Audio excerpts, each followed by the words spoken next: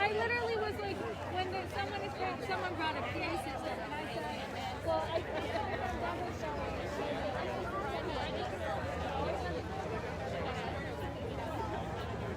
still have my Bernie stickers on. Oh, yeah.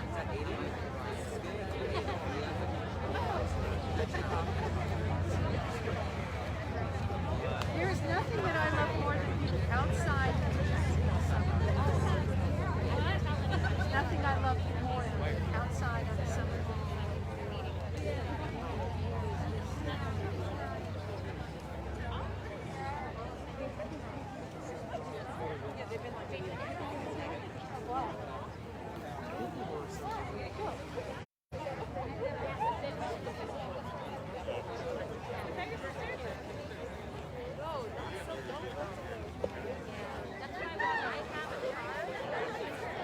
Hey folks. Hi Ellington folks. Just one reminder to please kind of this way because otherwise the speakers are going to be facing you. So stay socially distanced as best as you can and please move towards the road.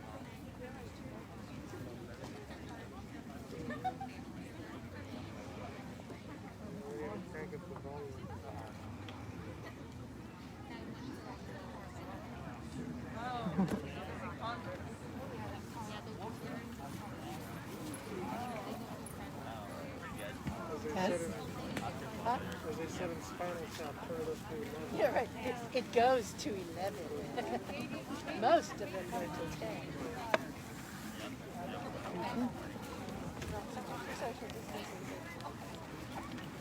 Can't be helped.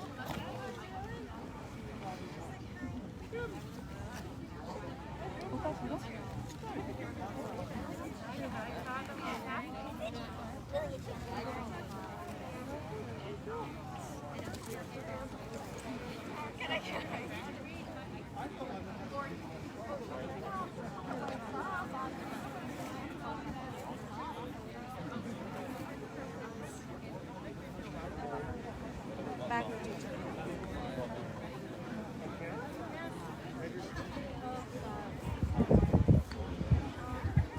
Hi folks. Hi. We're going to get started. It is so nice to see such a big group of folks here. Woo!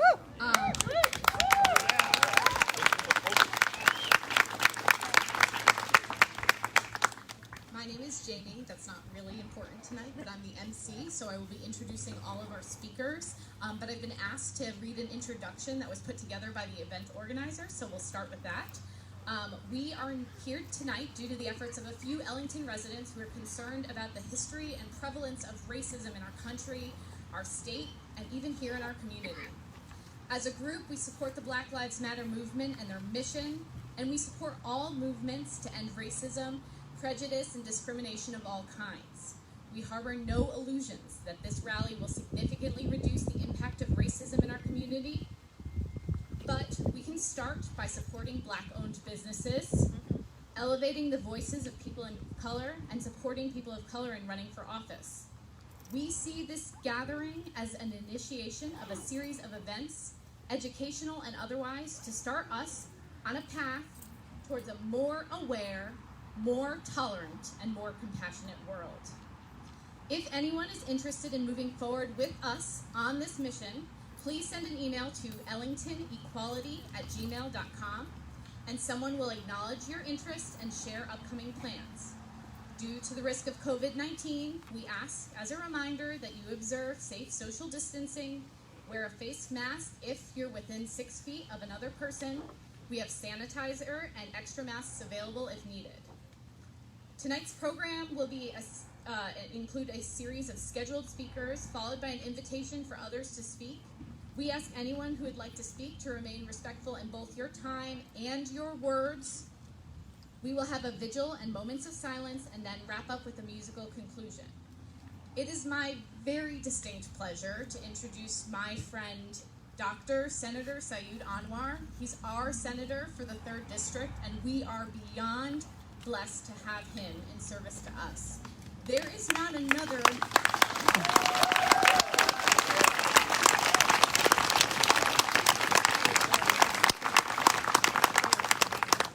You can feel love for you in every room. Outside or inside. There is not a single elected official who I have seen so active, not only in the response to COVID and his practice as a pulmonologist, but also in the response to racism. And if you haven't, I encourage you to read his op-ed that was in the Hartford Courant 2 weeks ago.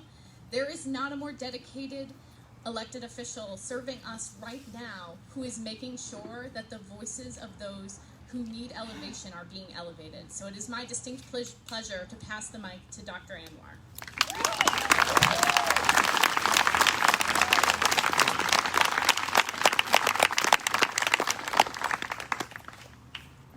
Good evening, everyone. Hello. So it's been a tough time in the last many weeks for all of us, between staying at home, social distancing, being without a paycheck, without jobs.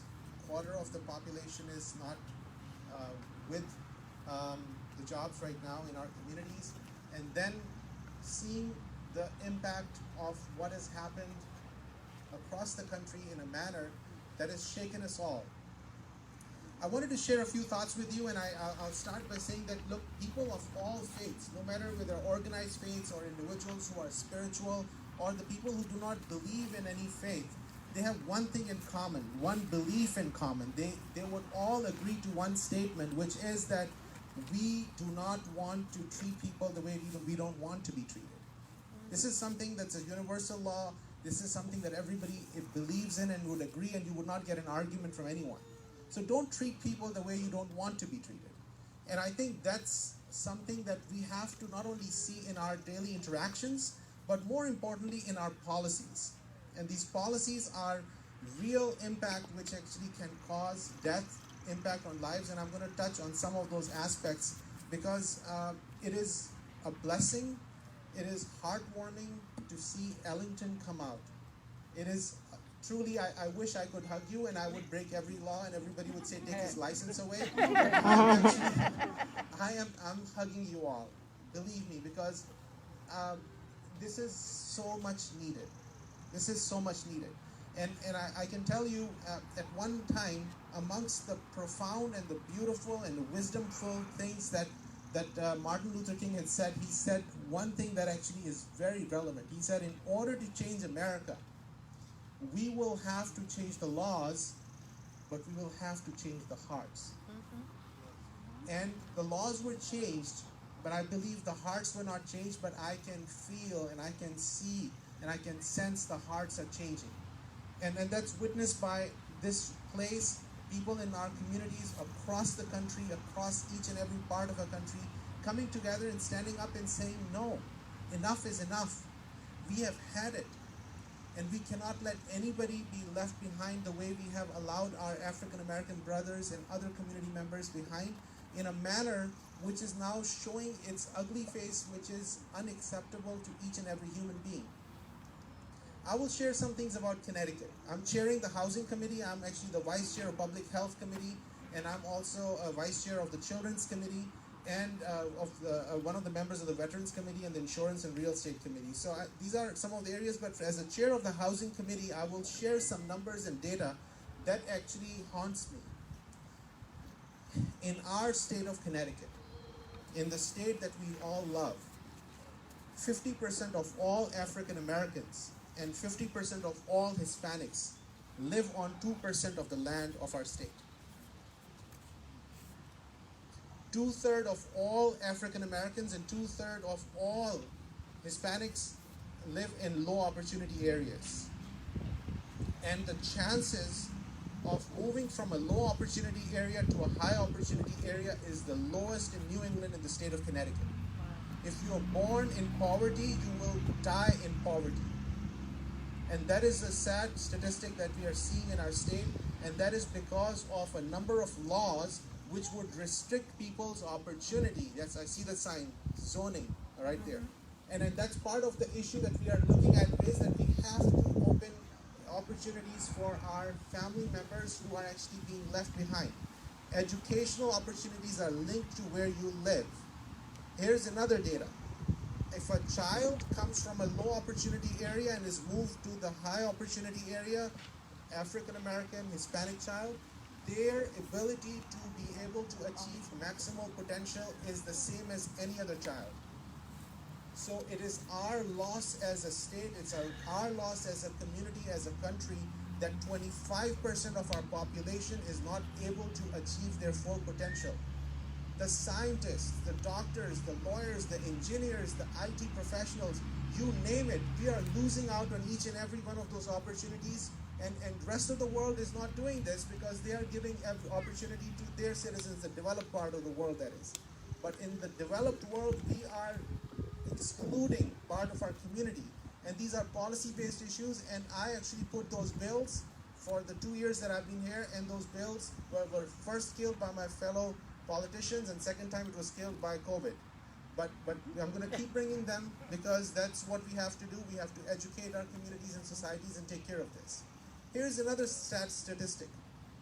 A child born to an African American family in the state of Connecticut is 4 times more likely to die before his or her first birthday.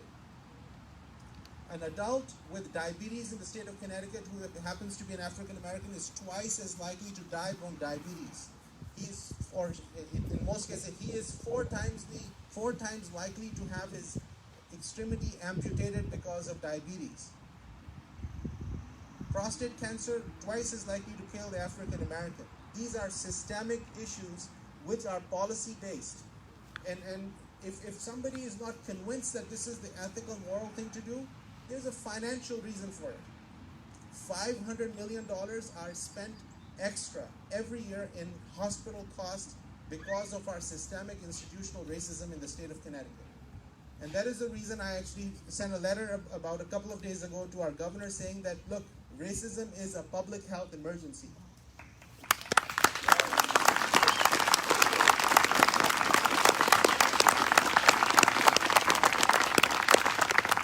And I also have written about the fact that, look, if we are going to address the police brutality, we are just treating the symptom.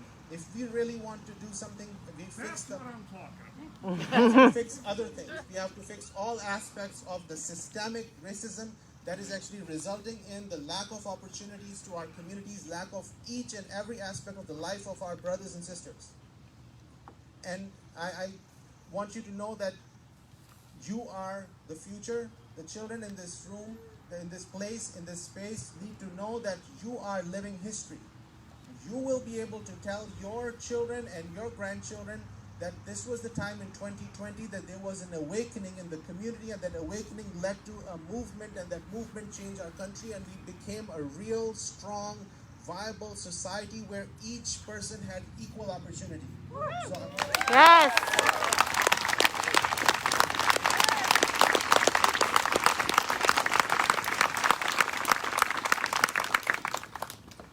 So let's move forward with this, and we will be successful. And I cannot thank the organizers and the people who are over here to be a part of a new beginning for us, collectively and individually. Thank you so much. Thank you.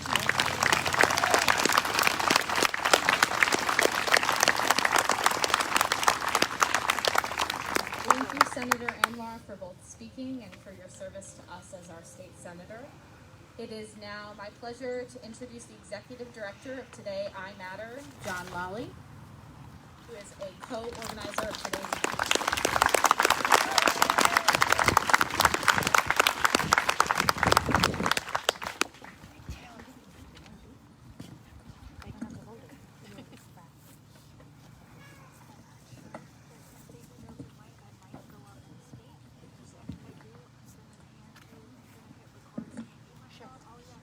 Good evening, everybody.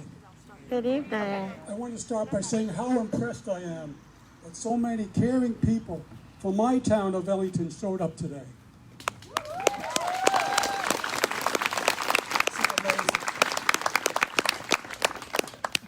But the expressions of intolerance, fear, and prejudice too often tend to overpower the voices of those of us less filled with hate and judgment.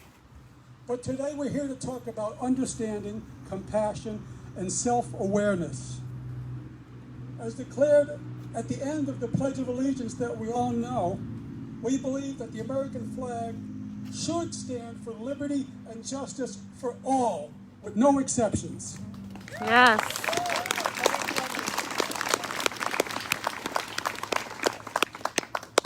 I am not here today to speak for people of color. I'm here to acknowledge the depth and breadth of prejudice, discrimination, and oppression that they live with every day of their lives. Neither can I speak for all white men. I can only speak for myself.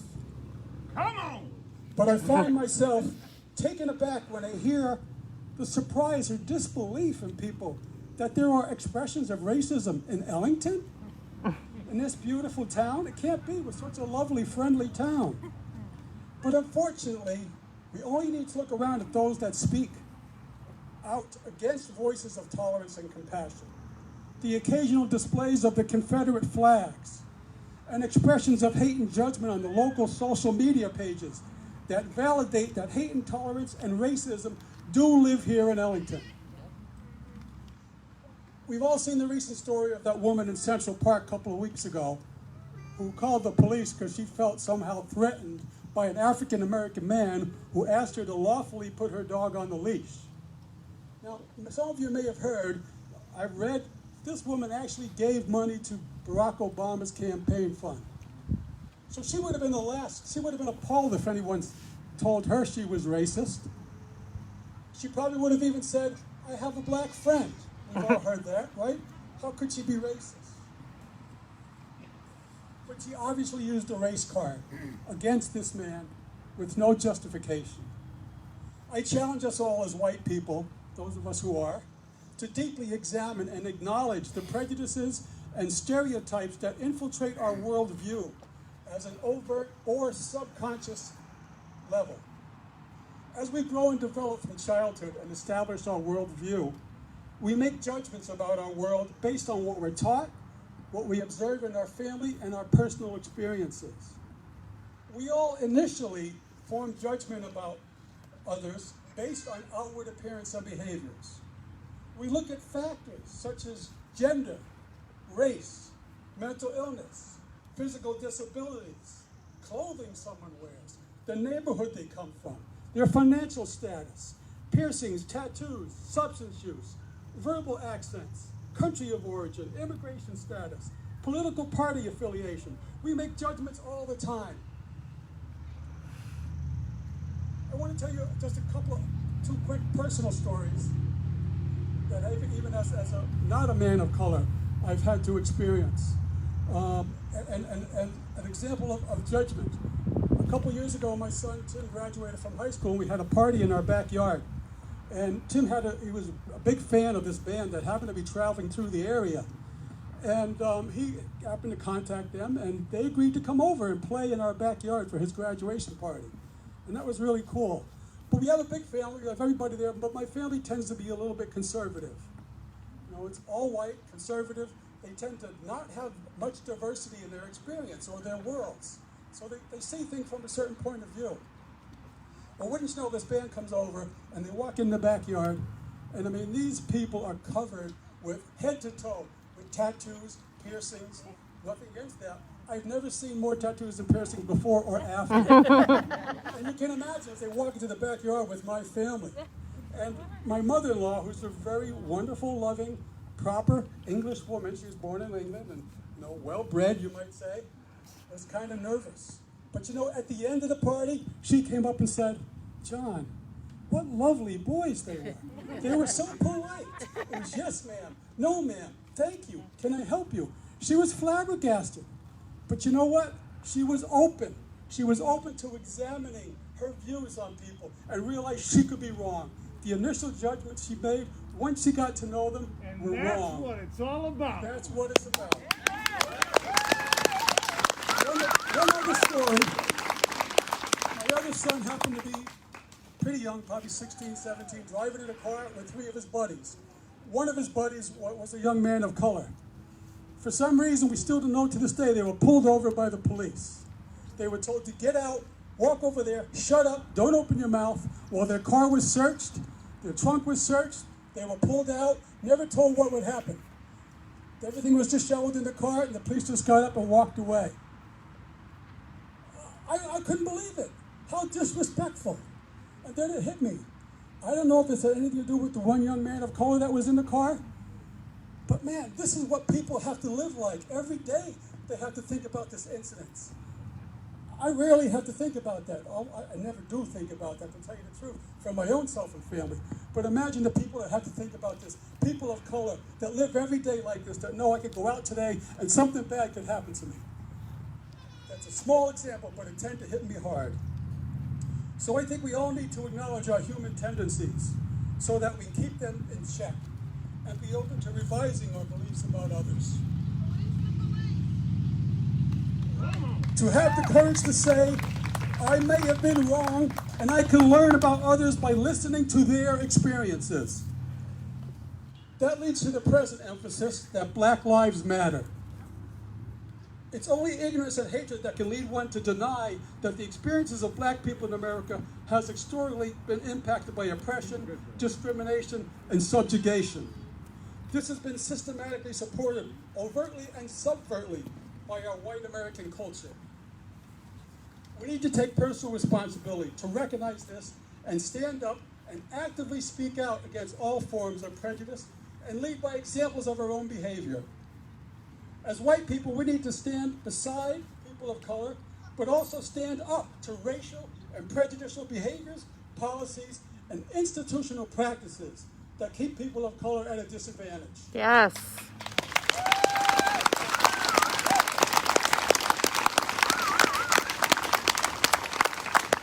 You know, I will not claim that when I look at others, I do not see color.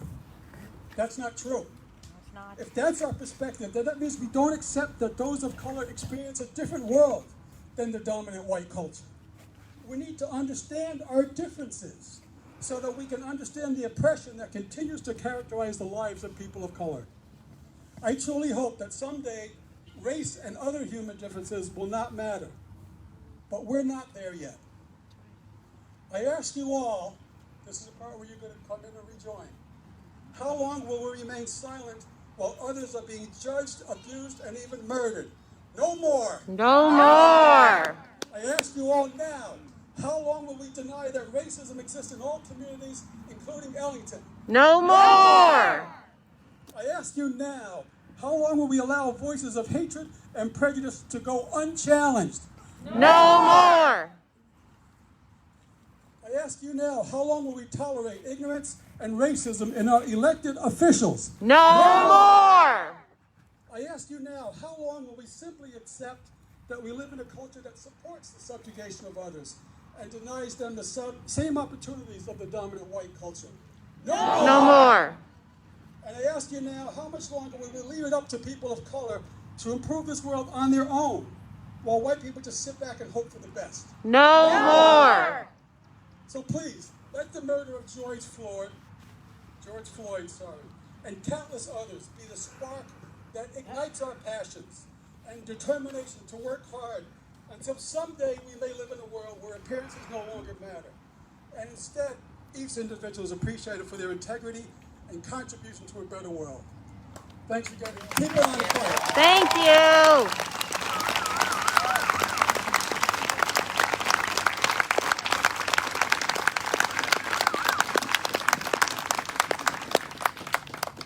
All right, thank you, John. Next, it's my pleasure to introduce Leanne Patterson, who is a Ellington resident and is going to speak about her personal experience.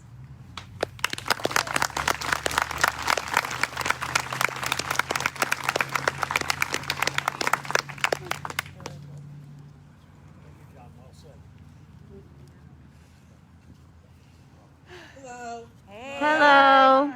I have grown up in Ellington my whole life. We moved here in 1987. So I started school here, I went to kindergarten here, all the way up through high school. My first experience, well, I will say, before anything had ever happened, my mother told me that there was a word that someone may say. And they may say it because of my color. So if I heard this word, I was to let her know immediately. So my first experience, 4th grade, I was on the bus with a boy, and we got towards my house, and I may have been annoying him or something, and he said, Leanne, do you know what the word nigger means? Now, knowing what my mother had told me, I said, yes, I know what that means, and I'm going to tell my mother. He said, wait, I changed my mind. You're not a nigger anymore. Too late. I went straight home to my grandmother. My grandmother then told my parents when they arrived, who called the school. I will say that the school did handle it very well. The principal at that time knew my family. He was wonderful. Frank and my 4th grade teacher, I believe her name was Mrs. Mudgett. They were very wonderful in handling that situation, that particular situation. Fast forward maybe 6th grade, me and my brother, I lived at the time in, it's a development called Muddy Brook, up above Brookside Park. I live on Wells Road. So, you know, summertime, the kids are always out, we're riding our bikes, we're walking around the block. This one day, me and my brother are walking around the block and a state trooper happens to pull up. He asks us for directions. We didn't know any better, so at the time, we actually tried to help him. We get home, we said, Mom, the state trooper was asking for directions. What street is this? I don't know. She said he was not looking for directions. And even then, when she said that, I didn't understand it. Like, why did he ask? Now, as I'm older, I completely understand why he even came around and why he asked us for directions. He's a state trooper. He doesn't need directions. I would say maybe high school. I was coming home from a friend's house, and it was a boy. There were 2 boys in the car driving me. We got pulled over on Job's Hill, and he said that the back lights were out. Everything was okay with the car. He gave him his license. Everything went fine. We get to my house, which is not that far for everybody who knows, you know, Job's Hill to Wells Road, and we check. There's no lights out. They just wanted to see who was in the car. I can remember going into Ellington supermarket and just being stared at. Ellington is a place that has taught me to hold my head high, because if I felt uncomfortable for everyone that stared at me, you know, it would be a hard time for me. There are people that are constantly staring. And I've just learned to hold my head high. I keep going. Jesus loves you. That's all that I can do. So I just wanted to share just a couple of my experiences. But, you know, we could be here all day. You know? Not just Ellington. But I'm very glad that you guys have all come out, you know, to actually learn and want to hear about the experiences that we have. Because when it happens to you, you know, it's shocking. There's nothing you can do but become mad. There's nothing you can do but get mad. So it's very wonderful to see other people that are now getting mad and want to help. Thank you.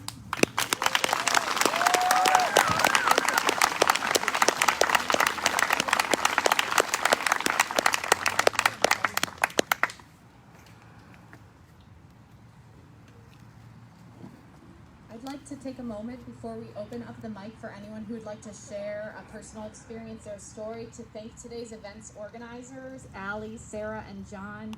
Your leadership is so influential. I think that being in a group of people who all think this matters means that the next time we hear a story, we see an elected official say something, do something, post something, we know that we're not alone in demanding a higher standard. And that's what we get from this rally. So now I'd like to pass the mic to someone whose voice matters more than mine. So.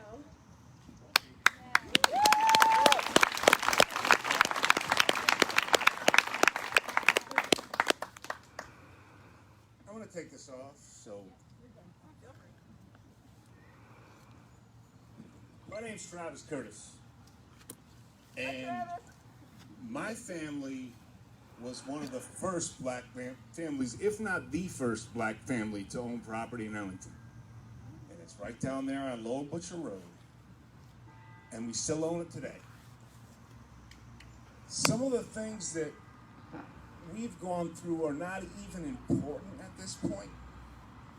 What I want to do is thank everybody here because I see a lot more white faces than I expected. Even in Ellington. I didn't expect you guys to show up like this. So thank you for that. I think another thing that we really gotta, because this is an Ellington thing. We have a Swiss population here who are great people, and they've actually done a good job with this place, but they're very set in their ways. And sometimes I would just like to tell them, you know what, open your mind to meet new people. Because that's our government in Ellington. It's everything. But they really do need to open up to us. And I know no one wants to hear this, and if there are some Swiss people here, it's nothing against you. But we all got to get along. Mm-hmm. It's coming to a point where you just got to look, like my man over here said, not the senator, thank you too. Where's that guy that just spoke? John. You. Yeah, sorry, John. So I didn't write anything down. I'm just speaking off the cuff. But you hit the nail on the head. We got to get to know each other. We all got to get to know each other. I don't care if you're black, Puerto Rican, Swiss, Catholic, whatever you are. If we all live here, we all want the same thing. We all moved to Ellington because we like the area. Mm-hmm. Well, I'm going to tell you right now, the Swiss built this area. Mm-hmm. We got to reach out to them and let them know that we're not crazy. We're just darker. And we can all build a community together. This is from my heart. And I promised myself I wouldn't come up here and speak untruths or try to dive under something because I didn't want to deal with it. So I'm not. We are all together in this community. I live right up the road on Penny Street right now. My family's land is a half mile from my backyard. And I could probably walk there if it wasn't for all the swampland in between. But I love this place. I do. I love it. I love living here. We all got to get along. And to be honest with you, the police brutality thing, that doesn't happen here. Mm-hmm. It doesn't. But it happens all over America. And if we don't stand up for it here, even when it's not happening, it's going to keep happening. That's right. That's right.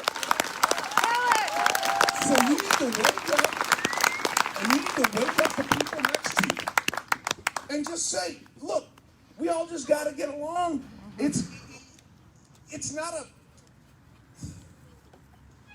not one of those things where you just sit back and watch it happen to someone else. Allie came over my house, 2 days ago, and spoke to me about this. And I said, I will show up, and I will talk. I will speak my mind. And that's what every one of you need to do. And to be honest with you, we need more white people to do it than we do black people. Yep. Or Puerto Rican people. You guys got to fix this because it's institutional racism, and you guys run the institution. It's nothing against you. And a lot of people tell me, well, Travis, when you speak about racism, we think that you're calling us racist. I'm not calling you a racist. I'm telling you that the institution is racism. It's a racist institution. And if you can't stand up against that, maybe you're not racist, but you're lazy. Mm-hmm. That's if right. You can watch your neighbor. If you can watch your neighbor go through all this shit, and excuse my language for the kids out there, then you're not helping your community because we're here and we're not going anywhere. So let's all get along. Get to know each other. Like my man John said, get to know your neighbor. Get to know the people around you. Don't be scared because you don't know their culture. I got a woman lives next to me who's Swahili.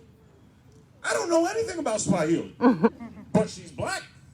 So I ran out of gas the other day. Actually, it's like a month ago. But I ran out of gas. I stopped at my neighbor's house and I said, you know, hey, do you mind if I park my car right in front of your house?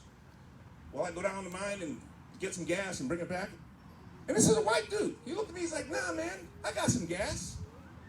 And he poured, and then he asked me, oh, so do you live in that house? Right? And he was talking about my neighbor's house. And I'm like, no, I live next door. And he kind of gave me a cross look like, and we automatically feel at that point like you're against us. And maybe that's not even true. But we've been institutionalized just like white people have been institutionalized to ignore it. We've been institutionalized to take every little thing that we think is cross and be like, that's some racist shit. And to be honest with you, it's founded because we've been treated that way. It's not right because, hell, if I looked at Allie and she looked at me cross one day, if I walk by a white dude, I automatically think he's probably racist until I get to know him. That's wrong of me. But it's also wrong of you to ignore the situation that I'm in. So we all got to look at that. And we all got to go along. And with that, I'm dropping the mic. And I love you guys, and I really am very impressed that my town came out the way they did. Thank you all so much.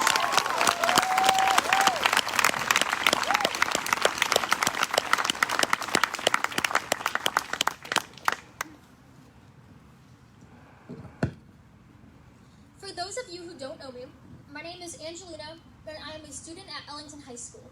I have seen racism firsthand in our schools, and I've also heard stories about racism in our schools. This type of culture needs to change. How can students of color learn when they don't even feel safe? This is a call of action for our schools to improve and reflect upon how we can support all students despite race and ethnicity. There needs to be harsher outcomes for students who make racist remarks or perform racist actions. There is no excuse for this type of behavior anymore. All the students that attend Ellington High School deserve a better education about racism, and we need to end the whitewash history in our social studies classes. Yes.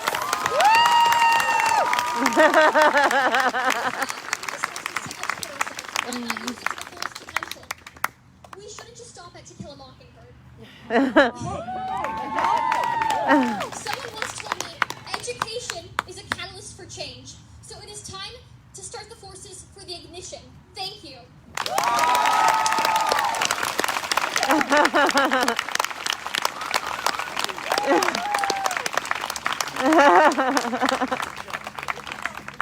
I'm impressed. Thank you.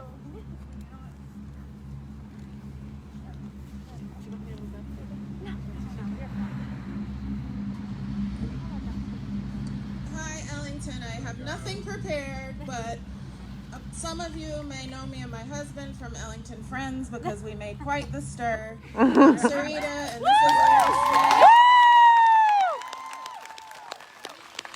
I have literal chills right now to see this. Like, I'm practically in tears because I feel like I've been hiding in this town. I've been here 11 years. We own property. Where are your neighbors? Call Listen, everybody, what's the new site? Ellington Inclusive. Yeah. If anyone is not on there, who's here, please join. Because Great site. Ellington Friends, you know, nothing personal, but we can't live in a bubble of, you know, how do I get my deck done? Whose dog is lost? When all of this is going on in the world. That's right. We can't silence what's going on in the world. So for 11 years, I've quietly, you know, raised my family. I don't know many people in town. And that was because from the first day we moved here, I was immediately turned off. We moved here in October, almost 10 years ago. I have 3 boys. We got them all dressed up in their costumes, and we're excited to go trick-or-treating in our new neighborhood. My young one who's back there, who's now 12, he was 1 year old. When I tell you, when people opened their doors and I said, hi, we're your new neighbors, we just moved on the street. the look and the feeling we got was repulsive. And so from that day, I decided, that's fine. I live in a nice town. My kids are in a good school system. I don't need to socialize or be seen. You ain't got to live like that. No. Exactly. I am thankful to each and every one of you, because now we can truly become the town. Everyone is saying, oh, Ellington's great. It's a great town. It is. But I want to be included, and so does everybody else that's the same shit. Yes.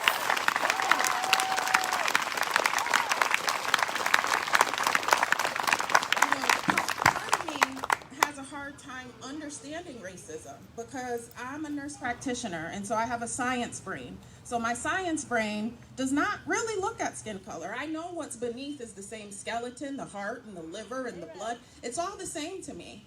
But everybody, I looked at myself. I said, maybe some people in this town, it's just a lack of exposure. So people who have different views, maybe they've never been exposed to people that are out here that are African American and live here. So don't be afraid. We're humans just like you are. Get to know all of us, so maybe some views will change. Everyone has stereotypes, but where are you getting these from? Do you think that everything you see on the news or a movie, that's how a black person is? It's not true, and you have to open your mind to be able to see that. And again, thank you, everybody.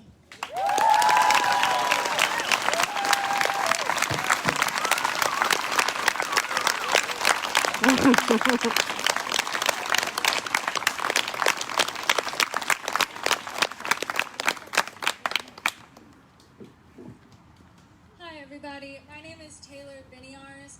I want to thank you for what you said because I want to thank you for what you said. Travis, okay.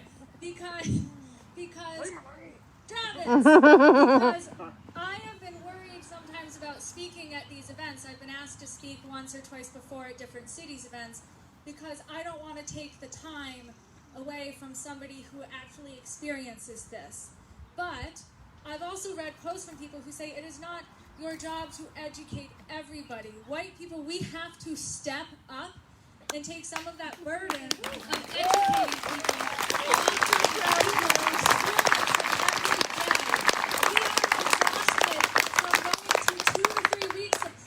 They are exhausted of living this way every single day. That's right. Also, just to let everybody know, I'm actually running for state rep in Ellington, and a lot of people.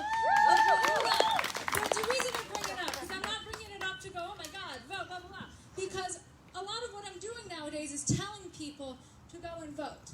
And maybe this isn't a good thing for me to say, but voting is not the only answer to this for a couple reasons. One, a large part of people who want to make this change cannot go and vote because in a lot of states, people with felony records who are mattered and who are counted in districts do not have the right to vote. So telling them, oh, well, you just vote, that doesn't help solve the problem. The other thing is it doesn't stop with voting. Voting is great, and voting will help the situation, but you have to contact your elected officials. You have to hold them accountable to the things that they have told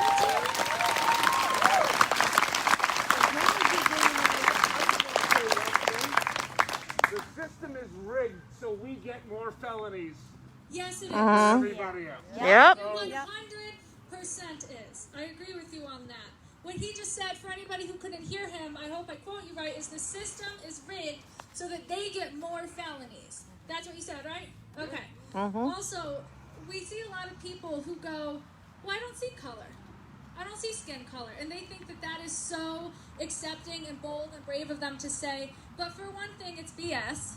Yep. The other aspect is it's actually dangerous. What we need to be saying is, I see you. I will stand up with you, I will stand up for you, and I will fight alongside of you for what needs to happen. The last thing that I want to say is there's several different kinds of racism, and a lot of people only see the bad parts, which are the horrible parts. The people who say the word we're not supposed to say. The people who assault or verbally harass people based on their skin color. But there are very nuanced and subtle kinds which are just as bad. If you are someone who crosses the street when an African American man walks by you, but not when a white man walks by you, you are part of the problem. If you are someone that clutches your bag closer to you, but only when an African American man walks by you, you are part of the problem. If you are in your car and you're like waiting for someone to get in your car, or you're waiting to get out of your car, and an African American man walks by you and you lock your doors, you are part of the problem. Yes. We have to stand up to every aspect of racism and not just the easy parts. This is part of the easy parts. The harder parts are standing up to people who are your friends and who are your family, and who you have to say, no, what you just said is not okay. You have to be better. And I've got a great quote, and that's what I'm going to end on, is that we have to be better than the society we were raised in. That's right.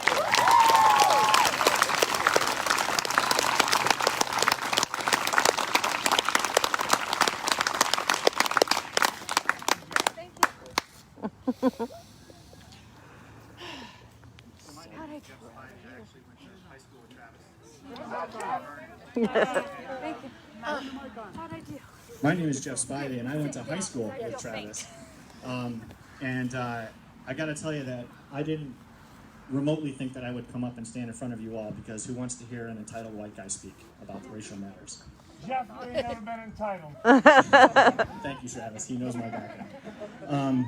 But honestly, you know, I'm a well-educated teacher. I have 2 twin girls that are in the high school, and I thought to myself, I can't sit around and do nothing and say nothing and be a role model for my children. I'm an educator as well. And the young lady that spoke, Lena, who's friends with my daughter, spoke about the whitewashed history that we have in our schools. And absolutely that needs to change. The educators need to speak up and say something about it. The educators need to act. We need to encourage our administrators to act, not talk. When this comes out every time, I read about it and I say, what can I do? What can I do? Not what can I say. I tell my students when they make a mistake, That's the point. and they apologize, and I say, you will not be judged as a man or a woman by what you say, but by what you do. That's right. You need to do something. I was reading an article last week, and I wish I remembered the author's name, because I need to educate myself on what can I do, not what can I say in this position. There's a term that she quoted, and it was called performative allyism. Yes. You know it, right? Mm-hmm. I'm not going to go home and take a picture of myself and tweet it to say, hey, I was at a rally, look at me. Because what have I done? Not a damn thing. That's right. Not a damn thing. But what I can do is I can find out businesses of color and support them. Yep. I can read a book and talk the difficult talk with other people. Black, white, Hispanic, Mexican, Chinese, and white. It's about what we can do, not what we say up here. So go do it.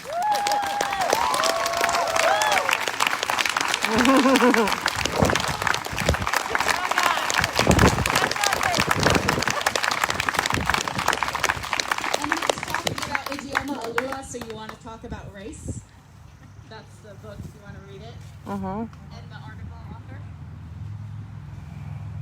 Okay, so I'm like really nervous, but I'm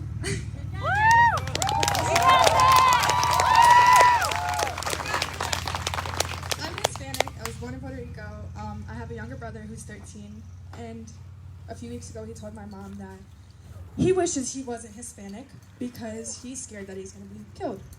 And it kind of hurt all of us because you don't really want to hear that from your own family member, you know? And I kind of just wanted to say it because we all have to support each other, and it's not only like if you're black or like everybody has been saying black, Mexican, Puerto Rican, anything you are, and it's important to know that you aren't alone, I guess, and everybody matters, so. They're black Mexicans, they're black Puerto Ricans. Thank you! Yes!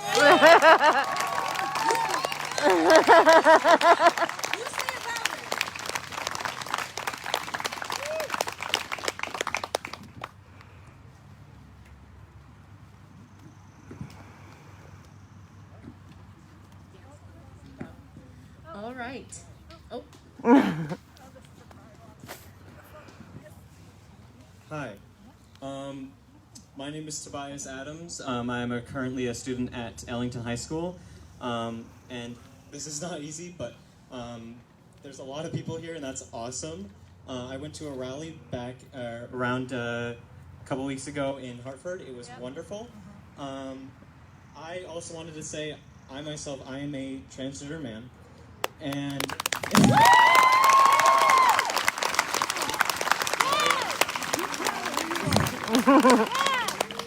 have faced a number of experiences in my lifetime that have included oppression and other things, and I can say it's never going to be as much as my friends who struggle with race, obviously. Outwardly, I appear, I'm white, but I wanted to say that in the struggle of, facing things like being thrown slurs, experiencing the oppression and systematic things like that, it's hard, especially with the kind of laws that got passed, I'd say this week or last week, in which trans people can now be denied health care. I feel you. And I want to say that there are LGBT people of color who are struggling. There have been a number of deaths of people of color in the community during these protests, and a number of people in history who have become the absolute leaders of LGBT history and the movement itself. Marsha P. Johnson, she was the first person to throw a rock at Stonewall.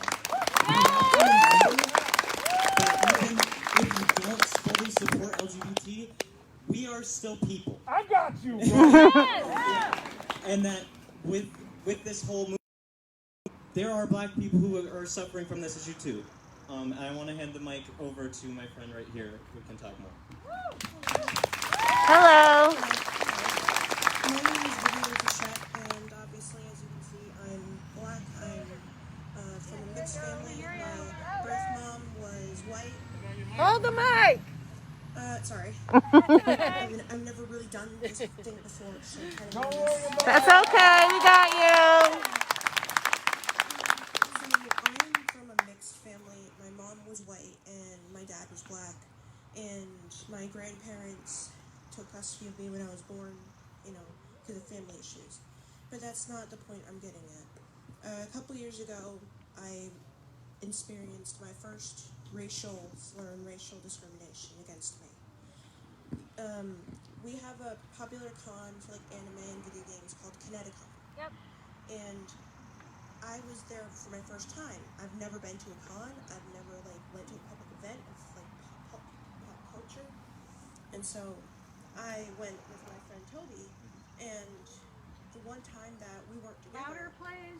Sorry. Okay, you're doing great. We want to hear you, girl. We want to hear you. You're doing Yeah. Thank you. The one time that I went there and Toby left me alone, I was at this booth, and this person was just like, you can't buy from this store. And it was a store that, she was white, she was, there was everybody else around her, there was no black people around. And later that day, I left, because she was like, I'm not giving you service. And I'm like, okay, that's strange looking, but alright. And so later in the day, all of a sudden, she and two police officers come up to me, and they told me to pick up my bag and my stuff.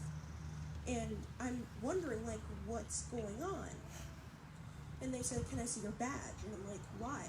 And then they said, more forcefully, can I see your badge? And so I hand it to them, and then all of a sudden, they're like, you've been accused of stealing. Even though I have never stolen anything in my life before, and probably never will. And they kicked me out. And another fact that made this worse is because I have a multitude of mental illnesses that do not help my social situation, and does not help me handling situations correctly, mentally, emotionally, and physically. And so me, with that being accounted for, was really difficult for me. And I live in Ellington, like all of you. And this con was in Hartford. And they literally kicked me out and said, and I asked them, where am I supposed to go? They said, well, you can start walking home, because you can't be on this premise anymore. And I never really grasped the racism concept, because I was raised by my two white grandparents. So I never had the true talk about it with them, because I thought I'd be fine. but I learned that I was wrong. I don't think you fought anything. I think you just said no. Yeah, exactly. And this is something that needs to be said. If you are part of a mixed family, or any family for that matter, and you did not give your kids or your family the talk about racism as a young age, they will have a worse reaction to racism like me than people who already know the procedure, know how it works. Because this was a complete shock to me. So I'm asking all of you out here, please educate your family members and friends about how racism can hurt young children and young adults at the same time. Thank you.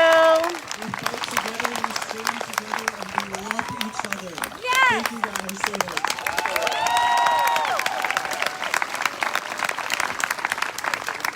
Good evening. My name is Erica.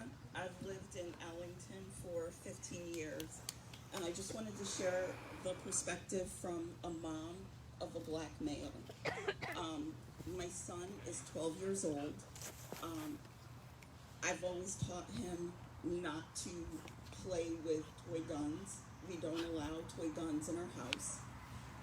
He went to spend the night at a friend's house, and I was driving to pick him up at a condo complex in Ellington. Called the parents and said, I'm on my way. They said, okay, he's outside playing with a Nerf gun. And I thought, okay, he knows he's not supposed to play with toy guns, but okay, we'll deal with that later. So I pull into the complex, and when I pull in, a state trooper pulls in behind me. And all I could think is, my son is going to come running out with this gun and get shot. And so I pull into a parking spot, and the trooper blocks me in, and he said, do you know why I'm pulling you over? And I said, no, I don't. And he said, well, there have been a bunch of break-ins in cars. No. And we have a car key that we think might be yours. And I said, nope, I got all my car keys. And he said, okay, and so he's running my information. But all I could think is, my son's gonna come running out with this toy gun and get shot. We're conditioned that way. Don't blame yourself.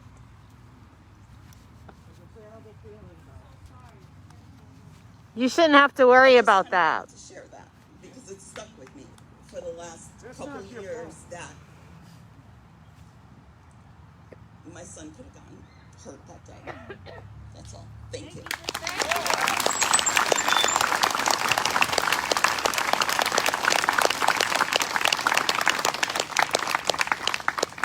Thank you to everyone who spoke today.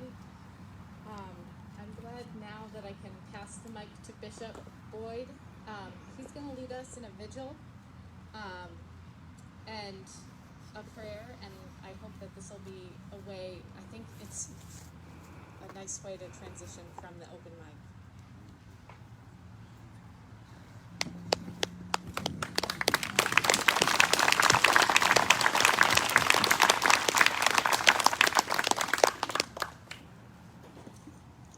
Hello to my brothers and sisters in Ellington. Hello. Give yourself a hand clap for this is wonderful. Give yourself a hand clap for being here. We praise you for being here on such an occasion as this. I want to say thank you to the one who invited me. That's Sarah Gear and her husband Neil. We just love Sarah. Been a good friend of mine for over 10 years. And it's real friendship. I've eaten a couple of times at her home, and it's just a blessing when you can really be friends, with somebody. Friendship is much more than saying you're just a friend. When you're brothers and sisters, it's much more, you have a different attitude with your brother and your sister because that's what they are. And we are brothers and sisters. Hello? I said we are brothers and sisters. We are, yes. So we'll either live together as brothers or sisters, or we'll die together as fools. That's right. I really want to commend you and thank you for taking this leap of faith to have something like this, because this is a step of faith, what you've just done. And it's very courageous to take a step of faith to be able to help your brothers and sisters. You ought to be commended for that. And I commend you. Thank you for doing that. Even though you might not even know where the stars are going to lead. I'm going to give you an example of faith. I'm an evangelist, and I used to travel around the country. When I first started, I'm originally from St. Louis, Missouri. But I was going to California for the first time to preach a message, have a revival. And I needed $99 to get there, but I didn't have it, didn't have no credit cards and nothing. And my mother told me, she said, boy, I'm not going to be able to help you. I said, well, don't worry, God's got a way for me. And I had my suitcases packed, and that's when Southwest Airlines just started.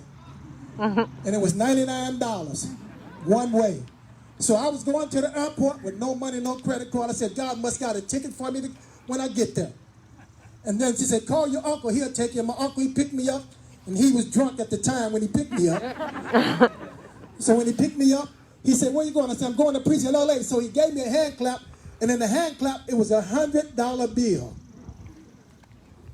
And I had $1 express. So I grabbed that money. I said, I better take it right quick, because he might think this was a one, instead of saying one, they might have thought it was a one, but it was 100. But that's faith, is believing before you see, because you believe and want the outcome to be good for others. In other words, you're thinking about others before you think of yourself. That's what faith is. It comes a moment in all our lives where we got to make decisions for ourselves instead of letting other people make decisions for us. And I believe what the brother said, was talking about, we all got some type of racism in us, and we might not even think it's there. And it's because of what we've been taught in our homes. You see little kids playing together, black and white, Mexican, Spanish, they playing together. They're not worried about nothing. They ain't thinking about race or nothing. That's my friend. They might have a little tussle and fight, and then they'll come in crying, and then they say, no, I'm finna go back and play with Johnny. Yeah. Then you just get through fighting, so that's my friend, though. Because they know how to be and forgive and not worry about stuff that happens, because that's what friends do. That's what families do. And that's the attitude that we got to have as a family. If we're the family of God, because I greet you in the name of our Lord and Savior Jesus Christ, I greet you in His name in the love of God. That's why we're here, because of the love of God, and that we love you. And we care about what you're doing. And we're so honored to be here to share this moment with you. This is sharing a moment with you. We're happy to share this moment with my brothers and sisters here and encourage you and let this be a start in fighting for justice for all people. Equality for all, as you got on here. Your township peace protests for equality. And that's for everybody. Thank you so much for doing this.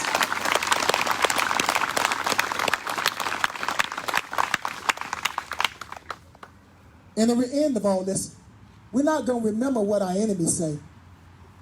We're going to remember those who were silent and didn't say anything. Come on. That's right. People say, well, I don't want to get involved. You mean you don't care enough to get involved? You don't care enough about the person next to you. You just see it happen. I don't know if you know who Jane Elliott is. But Jane Elliott, she came out, she's a known speaker when it comes to racial equality, white lady. She did the brown eyes, blue eyes thing in Oklahoma. But she came out to her audience, and it was mostly white. You see, I got a great proposition for you. And she asked them all a question. How many in here would want to change places with black people and be black? Everybody was just like y'all are right now. It's real silent. And she said, no, maybe you didn't hear the question. You didn't hear what I just said. How many out here want to change and be black instead of white? And then she looked at him and said, well, why do you allow this to happen to them? That's the question she asked. She put it on and said, why do you allow it? In other words, she said, it's up to you. Yeah, it's up to us too, but it's really up to my white brothers and sisters to take responsibility.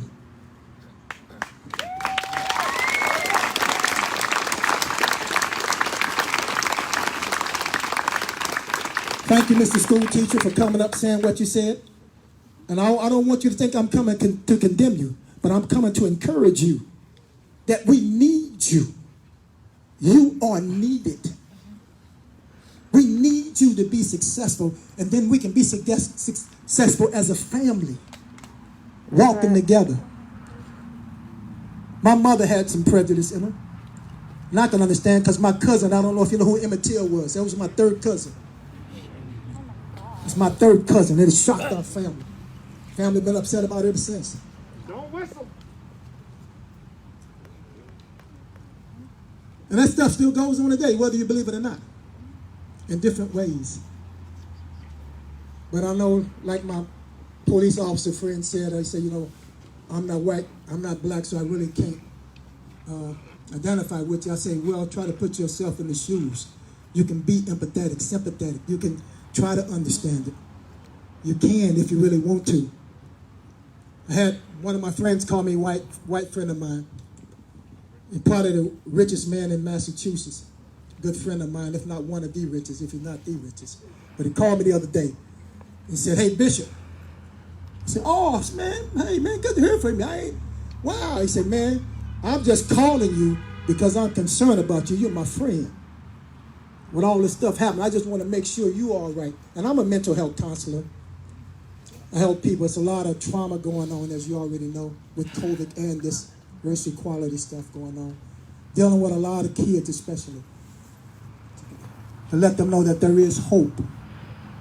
See, hope makes us not ashamed because the love of God is shed abroad in our hearts by the Holy Spirit that's given to us. So hope is a good thing. And this right here is hope. Yes, it is. This is hope. Let's bow your heads for a word of prayer. Father, we thank you for these wonderful brothers and sisters I have before me who come out to make a stand for their other brothers and sisters throughout the world for racial equality. Because you told us to do unto others as we would have them do unto us. Lord, you said the law and the commandments rest on two commandments. First of all, thou shalt love the Lord thy God with all our heart, soul, mind, and strength. And then the second one is that thou shalt love thy neighbor as thyself. All along the prophets are fulfilled on these two commandments. God, help us to hold them dear in our heart. That I can see loving you, but most times we can't see the love that we need to have toward our brothers and sisters. God, it's got to be the same way if we love God. Say, how can we love God we never seen, but hate our brother and sister we see every day? Help my heart, God. Help my heart. Help my heart, God. That my heart will be right, that I can love my brothers and sisters no matter what their color, what their race, whatever their disposition, and show them the love of God.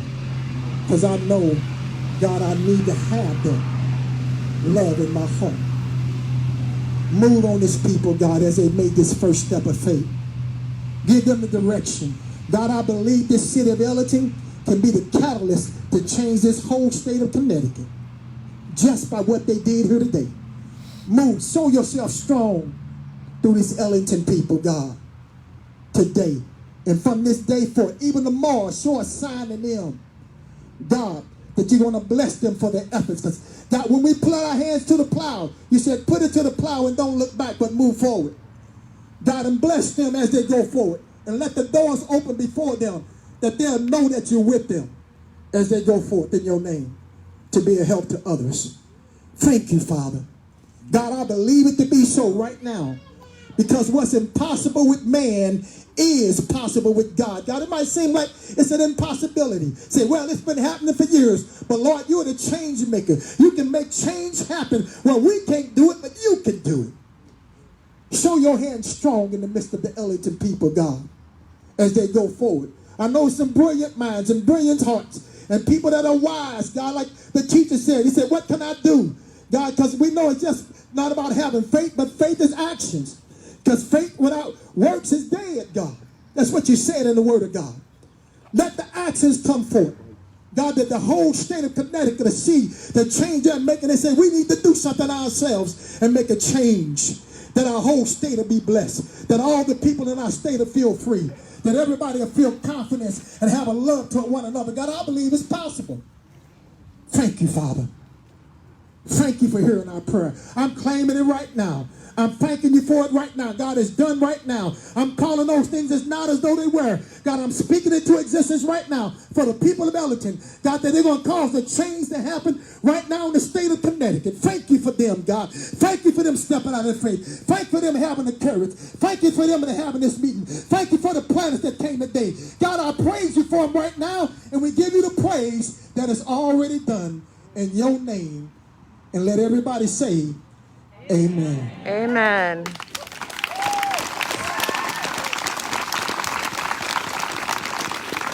Hallelujah. Thank you, Jesus.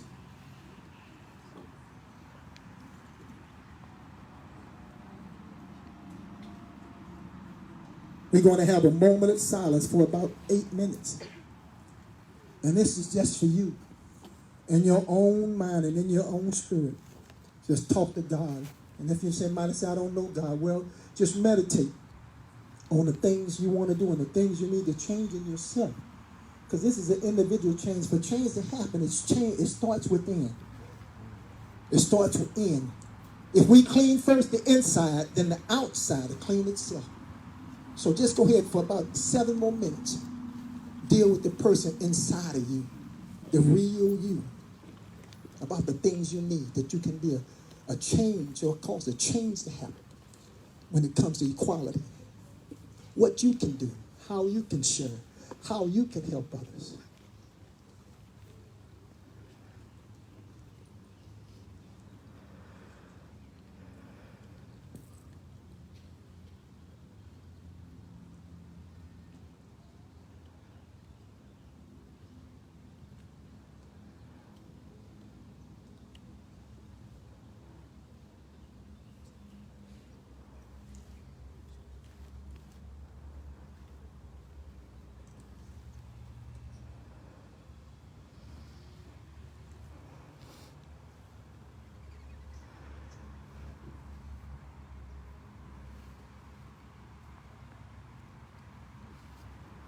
Four more minutes. Go ahead and work on you. Work with yourself.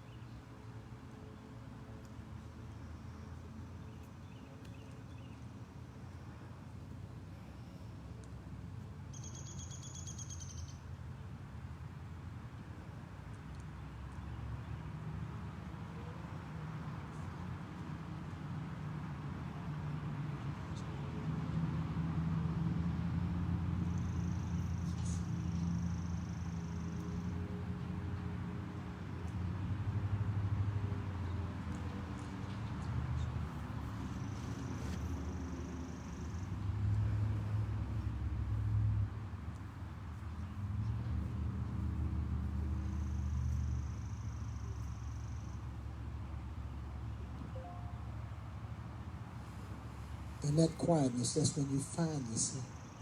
In that quietness, when the change agent happens.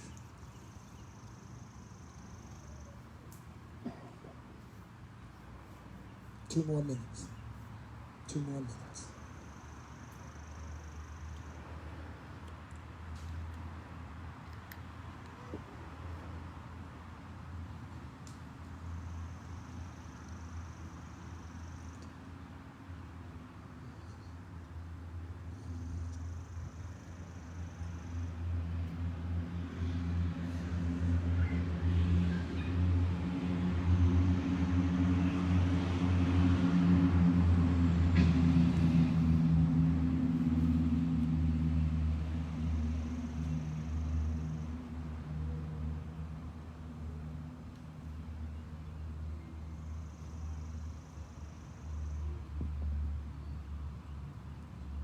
We got 30 seconds. I'm going to ask you, everybody, let's just clap for 30 seconds and thank God for the change. Come on. 30 seconds. Come on.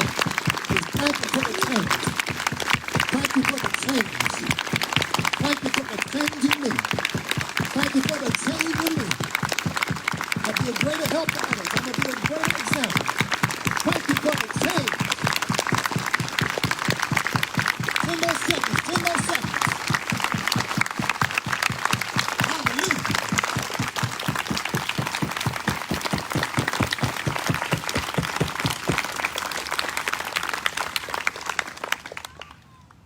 Anybody know that story about the Good Samaritan?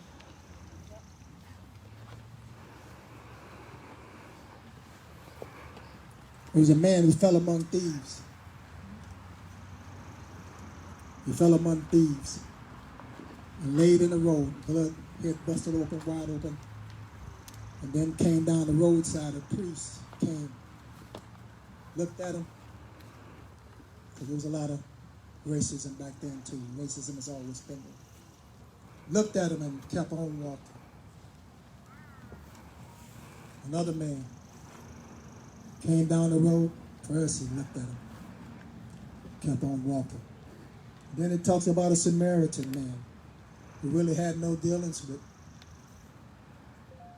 that type of man who was on the road. But he seen the need. He didn't really have no dealings with him, but he seen the need. Put the man on his ass, or his jackass he had at that time. Took him to a doctor that he knew about, a friend, took care of him, paid him money, didn't even know who the man was. And then he told him, whatever it is, I'll come back and pay you. Just take care of the man. I don't know who he is, but I'll come back and pay you whatever's right to take care of the man. Because the reason he said that, because the man asked the Lord, said, Lord, who is my neighbor? Who is my neighbor? And he gave them the story about the Good Samaritan. Your neighbor is not just the person who's next door to you. And I hate to say it, most people don't even know who's living next door. Because they'll never take time out to learn who their neighbor is. What you doing here, you're doing it to help a neighbor. Thank you for caring about your neighbors, that you want to be a help to them. But charity starts where? Charity starts where? So you start with your neighbors in Ellington first. If you start with your neighbors in Ellington, then it's going to be spread abroad everywhere else. But it starts here at home first. And this is the first step of faith that you're taking. Thank you, Ellington, for having me.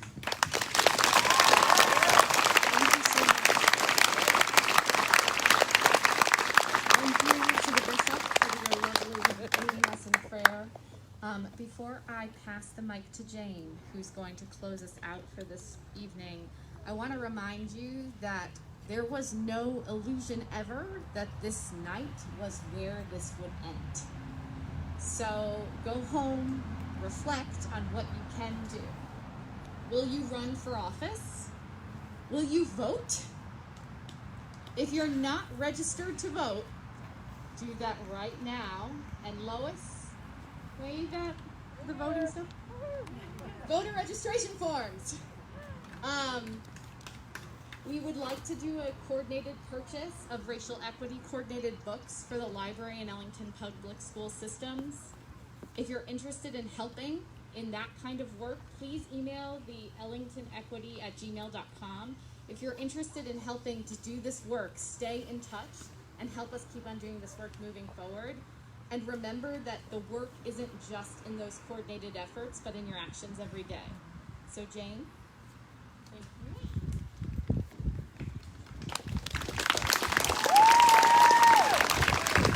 Hi everyone.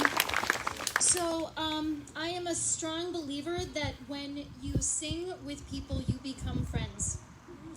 And so I'm going to invite you to sing with me. I'm not singing by myself. You're going to know this song, and it you might know it as a children's song, but it actually had one of its biggest, it spread across the world during the civil rights movement. So once you catch on, just sing it along with me, please. You won't know this first verse, it's a new one. This little light of mine used to be too scared to shine. This little light of mine used to be too scared to shine. This little light of mine used to be too scared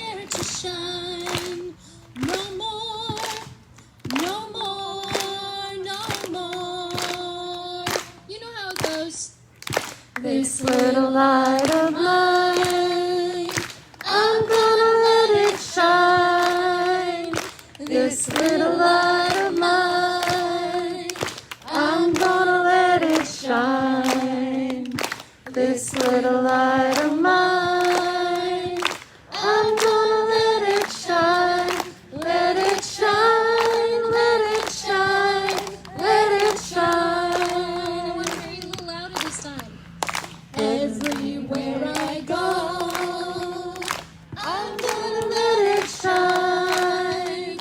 Everywhere I go, I'm gonna let it shine. That's some dance moves. Everywhere I go, I'm gonna let it shine. Let it shine, let it shine, let it shine.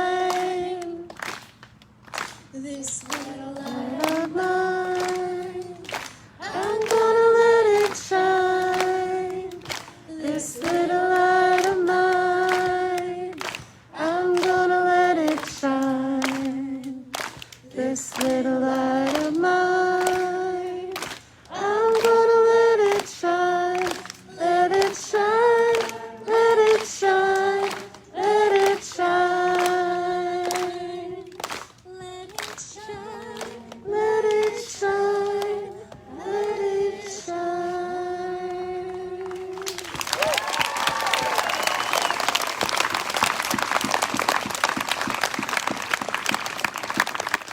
So you take those lights and you take those voices and you shine them bright and you speak those words loudly as we go forward. So stay in touch.